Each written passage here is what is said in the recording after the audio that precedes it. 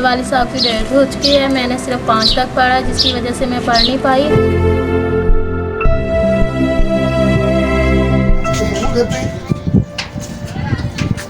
अस्सलाम वालेकुम जी, बेटी आ सकते हैं अंदर जी, आएंगे। अस्सलाम वालेकुम, कैसे बेटी आप ठीक हैं? हाँ जी ठीक है सर। अस्सलाम वालेकुम, कैसे माँ जी आप ठीक हैं जी?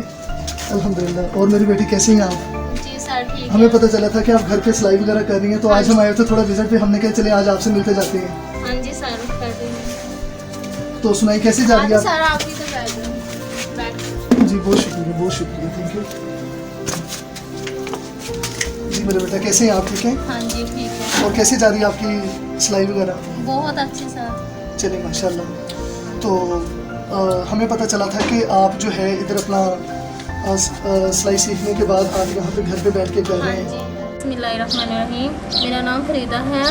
मेरे वालिद साहब की डेथ हो चुकी है। मैंने सिर्फ 5 तक पढ़ा, जिसकी वजह से मैं पढ़ नहीं पाई। और दूसरी बात ये है कि मैं 5 तक पढ़ी हुई थी और मैं हर वक्त परेशान रहती थी कि मैं कुछ कर नहीं पा रही, कि मेरे पास ना तालीम है और ना ही मेरे पास हुनर है, जिसकी वजह से सर नासिर ने इधर हमारे इलाके में सिलाई सेंटर बनाया है और वहाँ से हमने 6 माह का कोर्स किया है, जिसकी वजह से अपना घर चला रहे हैं। मुझे कटिंग वगैरह भी नहीं आती थी, ना सिलाई आती थी, लेकिन इधर मैंने सेंटर बनाया, इधर से कटिंग भी सीखी है, सिलाई भी सीखी है और अब मैं अपने घर पे बैठ के कर रही हूँ। तो माशाल्लाह इतना का आप अर्न कर लेते हैं कि घर का गुजर बसर हो जाता है इसमें आपका? हाँ जी हो जाता है। चलिए माशाल्लाह। जी बिस्मिल्लाहिर्रहमानिर्रहीम।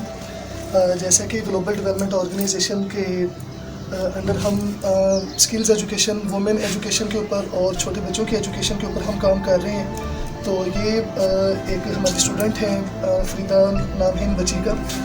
तो लास्ट टाइम जब हमने यहाँ पे इस एरिया के अंदर, ये लतीफ़ नगर का एक एरिया है, यहाँ पे हमने सिलाई की क्लासेस करवाई। उसके बाद फिर हम एक और एरिया में मूव करके गए, वहाँ पे जाके हमने कोर्स करवाए हैं। तो आज क्योंकि हम दोबारा एजुकेशन की कैंपेन पे हम थोड़ा सा ज़रा निकले हुए थे, तो हमें पता चला जिन जिन बच्चियों के घरों में कि इनका हम थोड़ा सा ज़रा ओवरव्यू लें कि क्लासेस लेने के बाद आया कि कोई बच्ची प्रैक्टिकल भी काम कर रही है या नहीं। तो आज हमें क्योंकि पता चला कि यहाँ पे कुछ बच्चियाँ हैं जो अपने घरों पे रह के वो अपना अर्न कर रही हैं, कमा रही हैं। तो यानी कि आपको सेंटर में सिलाई सीखने से आपको यानी कि ये फ़ायदा हुआ है कि अब आप घर पे बैठ के अपना रोज़गार अब आप कमा पा रही हैं। हाँ जी शाबाश, गुड हो गया माशाल्लाह। तो कितने सूट एक दिन में सी लेती हैं या कितना का आप काम कर लेती हैं? एक दिन में 2-3 सूट सी लेते हैं। 2-3 सूट सी लेती हाँ हैं। और एक सूट की क्या सिलाई ले रही हैं आप? 150 भी है, 200 भी है। एक सूट की? हाँ जी। अच्छा, शहरों में तो वैसे बहुत ज़्यादा है, तो यहाँ पे मतलब यहाँ पे ज़रा थोड़ा सा गरीब इलाका है ना, इस वजह से ज़्यादा लोग देते नहीं है। इधर सिलाई इलाका ऐसा है, शहर नहीं है ना, इस वजह से। अच्छा, तो यानी कि 150 से 200 में अगर आप सूट सी रहे हैं तो हो जाता है इतने में, इतने महंगाई के दौर में गुजर बसर हो जाता है इतने में? हो ही जाता है, बस कर लेते हैं। चलिए माशाल्लाह ठीक हो गया। अच्छा, अब हम आपको एक और चीज़ भी बताने आए हैं कि पहले अभी आप क्योंकि काम कर रहे हैं सिर्फ लोकल लेवल पे, ठीक है? अब हम इंशाल्लाह चाह रहे हैं ये कि जिस तरह आजकल द्रास का टाइम है, मतलब द्रास ऐप के थ्रू हम पाकिस्तान लेवल पे, नेशनल लेवल पे भी आजकल चीज़ें जा रही हैं और अमेज़ोन के थ्रू उससे भी अच्छे लेवल पे आउट ऑफ कंट्री आप अपने प्रोडक्ट को सेल कर सकते हैं। तो हम ये चाहते हैं कि आप जितनी भी बच्चियाँ जिन जिन लोगों ने ये सीखा है, ठीक है, तो हम ये चाहते हैं कि आप अपनी चीज़ें बनाएं, इनको अच्छा सा अच्छे मटेरियल के अंदर आप इनको स्टिच करें, डिज़ाइन करें। वो करने के बाद हम ये चाहते हैं कि आपका बना हुआ काम हम द्रास के थ्रू पाकिस्तान लेवल पे इस चीज़ को हम प्रमोट करें और उसके अलावा अमेज़ोन के थ्रू, क्योंकि ये हमारा अब अगला हमारा टारगेट और प्लान है कि हम इंशाल्लाह इन बच्चों के हाथ की बनी हुई चीज़ों को हम अच्छे लेवल पे हम भेज सकें। तो हमारी ऑर्गेनाइजेशन की यही अब जो है कोशिश है कि ये जो बैकवर्ड एरियाज़ की बच्चियाँ हैं, तो इनका हम जो काम बना हुआ है उसको हम द्रास के थ्रू नेशनल लेवल पे और अमेज़ोन के थ्रू हम इंटरनेशनल लेवल पे इनका बना हुआ काम भेजें, ताकि इनको ये है कि उसका एक अच्छा और मकबूल मुआवजा मिल सके। जैसा कि फरीदा बेटी की जिस तरह के एक स्टोरी है कि ये बच्ची जिस तरह बता रही है कि 5वीं क्लास से इन्हें स्कूल छोड़ना पड़ गया और वालिद की डेथ की वजह से, घरेलू हालात की वजह से ये आगे अपनी तालीम को नहीं जारी रख पाई और ये इस चीज़ का बहुत ज़्यादा एहसास कमतरी का शिकार थी कि ना इनके पास हुनर है, ना तालीम है, तो इन्हें ये लगता था कि ये माशरे में कुछ भी नहीं कर पाएंगी।